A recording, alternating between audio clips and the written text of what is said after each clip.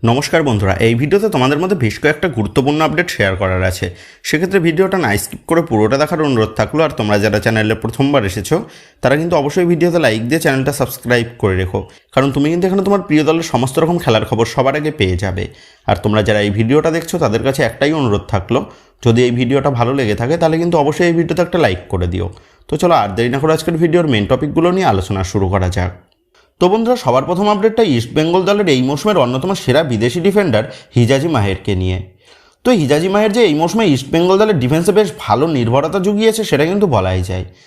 তবে হিজাজি মাহেরকে আগামী মৌসুমে ইস্টবেঙ্গল ধরে রাখতে পারবে নাকি সেই নিয়ে কিন্তু যথেষ্ট সংশয় তৈরি হয়েছিল, কারণ হিজাজি মাহেরকে নিতে আইএসএলের একাধিক ক্লাবের পাশাপাশি বিদেশি ক্লাবের থেকেও অফার এসেছিল।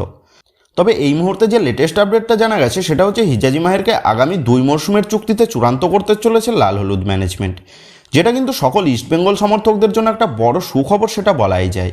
সেক্ষেত্রে হিজাজি মাহেরকে আগামী আরও 2 মরশুম ইস্টবেঙ্গল দলের ডিফেন্সকে নেতৃত্ব দিতে আমরা দেখতে পেতে চলেছি। এবার নেক্সট আপডেটটা মোহনবাগান দলের মাঝমাঠের অস্ত্র সাহাল আব্দুল সামাদকে নিয়ে। তো এই মুহূর্তে সকল মোহনবাগান সমর্থকদের মনে একটাই প্রশ্ন, সাহাল আব্দুল সামাদ কি আজকে মোহনবাগান দলের এই গুরুত্বপূর্ণ ম্যাচে খেলতে নামবে? তো দেখো, যেমনটা আপডেট ছিল সাহাল আব্দুল সামাদের খেলার কিন্তু সম্ভাবনা ছিল আজকের ম্যাচে। তবে এই মুহূর্তে যেমনটা খবর জানা গেছে, সাহাল আব্দুল সামাদকে নিয়ে কোনো রকম রিস্ক নিতে চাইছে না মোহনবাগান, কারণ এমনিতেই মোহনবাগান এই মৌসুমের আইএসএলের পরবর্তী রাউন্ডের জন্য কোয়ালিফাই করে গেছে।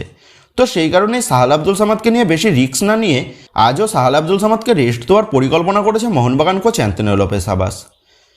আর গতকাল কিন্তু সাহাল আব্দুল সামাদ বল পায়েও দলের সাথে অনুশীলন করেনি।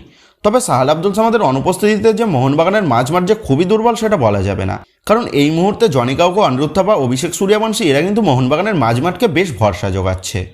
তবে জাতীয় শিবিরে গিয়ে মোহনবাগান দলের প্লেয়ারদের জন্য এত চোটাঘাতের জন্য মোহনবাগান দলের গুরুত্বপূর্ণ প্লেয়ারদের ভুগতে হচ্ছে, সেটা কিন্তু একটা বড় দুশ্চিন্তা মোহনবাগান দলের জন্য।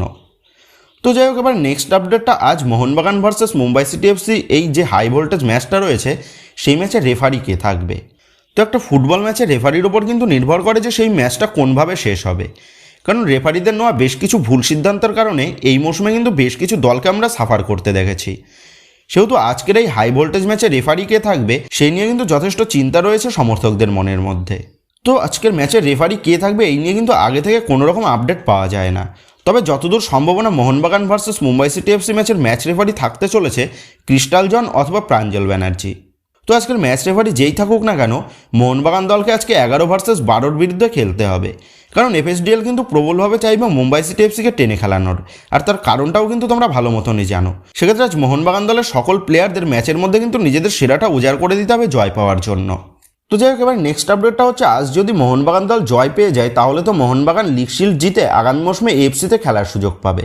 তবে আজ যদি মোহনবাগান দল জিততে না পারে তাহলে কি মোহনবাগান আগামী মৌসুমে এশিয়া মঞ্চে খেলার সুযোগ পাবে? তো দেখো, মোহনবাগান যদি এই মৌসুমে লিগ শিল্ডটা জিততে নাও পারে তাহলেও কিন্তু মোহনবাগান সমর্থকদের জন্য একটা বড় সুখবর হতে পারে, কারণ লিগ শিল্ড জিততে না পারলেও কিন্তু মোহনবাগান দল এশিয়া মঞ্চে খেলার সুযোগ পাবে আগামী মরশুমে।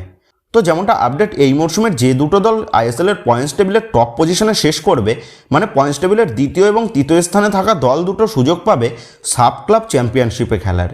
তো সাউথ এশিয়ার অর্গানাইজড করা এই টুর্নামেন্টটা হচ্ছে সাপ, আর এই সাপের ফুল ফর্মটা হচ্ছে সাউথ এশিয়ান ফুটবল ফেডারেশন। তো আজ যদি মোহনবাগান দল জিততে নাও পারে তাহলেও কিন্তু মোহনবাগান দল এই সাব ক্লাব চ্যাম্পিয়নশিপে খেলার সুযোগ পাবে। তো এই সাব চ্যাম্পিয়নশিপে খেলবে ভারত থেকে 2টো দল এবং বাকি 6টা দল থাকবে মালদ্বীপ, নেপাল, বাংলাদেশ, ভুটান, পাকিস্তান এবং শ্রীলঙ্কা। তো মোটেই 8টা দল নিয়েই অনুষ্ঠিত হবে সাব ক্লাব চ্যাম্পিয়নশিপের টুর্নামেন্টটা। তো এএফসির থেকে তুলনামূলক সহজ টুর্নামেন্ট হচ্ছে এই সাব চ্যাম্পিয়নশিপ, যেখানে লিগ শিল্ড জিতলে এই মৌসুমে মুম্বাই সিটি এফসি যেমন কঠিন দলগুলোর বিরুদ্ধে খেলেছিল এএফসিতে, ঠিক তেমনই মোহনবাগান যদি এই মৌসুমে লিগ শিল্ড জয় পায় তাহলে কিন্তু ওই সমস্ত কঠিন প্রতিপক্ষগুলোর বিরুদ্ধে খেলতে হবে মোহনবাগানকে, যার ফলে এএফসি টুর্নামেন্টে চ্যাম্পিয়ন হওয়াটা কিন্তু বেশ কঠিন, তবে আবার অসম্ভব কিছু নয়। আর যদি সাব টুর্নামেন্টে খেলার সুযোগ পায় মোহনবাগান তাহলে কিন্তু তুলনামূলক কম কঠিন প্রতিপক্ষের বিরুদ্ধে খেলতে হবে মোহনবাগানকে, যার ফলে কিন্তু মোহনবাগানের কাছে এই সাব টুর্নামেন্টে চ্যাম্পিয়ন হওয়ার একটা বড় সুযোগ থাকবে। তবে চাইবো আজ যেন মোহনবাগান দল মুম্বাই সিটি এফসিকে হারিয়ে লিগ শিল্ড জয় করে আগামী মৌসুমে এএফসিতে খেলার সুযোগ পায়। তো বন্ধুরা, তোমরা কমেন্ট করে জানিও মোহনবাগান কি পারবে আজ মুম্বাই সিটি এফসিকে হারিয়ে এই মৌসুমের লিগ শিল্ডটা জিততে? এই বিষয়ে তোমাদের মতামতটা অবশ্যই নিচে কমেন্ট করে জানিয়ে দিও। তবে নেক্সট আপডেটটা আজ মোহনবাগান দলের প্লেইং 11 কেমন হতে পারে মুম্বাই সিটি এফসির বিরুদ্ধে। তো আজ মোহনবাগান দল 3-5-2 বা 4-2-3-1 এই ফরমেশনে যেতে পারে, যেখানে 3-5-2 ফরমেশনের গোলকিপার পজিশনে দেখা যাবে বিশাল কায়েতকে। 3-এর ডিফেন্সে থাকবে শুভাশিস বোস, হেক্টর রুস্তে এবং আনোয়ার আলী। মাঝমাঠের 5 জনের মধ্যে লেফট উইং ব্যাক পজিশনে দেখা যাবে লিস্টন কোলাসক এবং রাইট উইং ব্যাক পজিশনে দেখা যাবে মনবীর সিংকে। তবে এখানে মনবীর সিংকে লেফট উইং ব্যাক পজিশনে রেখে রাইট উইং ব্যাক পজিশনে আশিস রায়কেও ইউজ করা যেতে পারে। আর মাঝমাঠের 5 জনের মধ্যে অভিষেক সূর্যবংশী, অনিরুদ্ধ থাপা এবং জনি কাউকে দেখা যেতে পারে। তবে আবার এই ম্যাচে অনিরুদ্ধ থাপার পরিবর্তে দীপক টাংরিকেও শুরু করাতে পারে। তবে আমার পার্সোনাল মতামত হিসাবে দীপক টাংরির থেকে কিন্তু অনিরুদ্ধ থাপা বেস্ট অপশান হবে, কারণ অনিরুদ্ধ থাপা কিন্তু গত ম্যাচেও দুর্দান্ত পারফরমেন্স দেখিয়েছিল। সেক্ষেত্রে দীপক টাংরির থেকে কিন্তু ফার বেটার অপশান হবে অনিরুদ্ধ থাপা এই ম্যাচের জন্য। আর আপফ্রন্টের 2 জন স্ট্রাইকারের মধ্যে শুরু করবে দিমিত্রি পেট্রাটসের সাথে জেসন কামিংস অথবা আরমান্দো সাদিকু। তো 3-5-2 ফরমেশনে কিন্তু এইরকমই প্লেইং 11 নামাতে পারে মোহনবাগান। এবার যদি 4-2-3-1 এই ফরমেশন নিয়ে আলোচনা করা যায়, তো এখানেও গোলকিপার পজিশনে দেখা যাবে বিশাল কায়েতকে। 4-এর ডিফেন্সে রাখা হয়েছে শুভাশিস বোস, হেক্টর রুস্তে, আনোয়ার আলী এবং আশিস রায়কে। মাঝমাঠের 2 জন ডিফেন্সিভ মিডে রাখা হয়েছে অভিষেক সূর্যবংশীর সাথে জনি কাউকে। এবার আপফ্রন্ট নিয়ে আলোচনা করলে আপফ্রন্টে লেফট উইংয়ে রাখা হয়েছে লিস্টন কোলাসকে এবং রাইট উইংয়ে রাখা হয়েছে মনবীর সিংকে। আর অ্যাটাকিং মিডে থাকবে দিমিত্রি পেট্রাটস, আর স্ট্রাইকার হিসাবে অবশ্যই শুরু করবে জেসন কামিংস।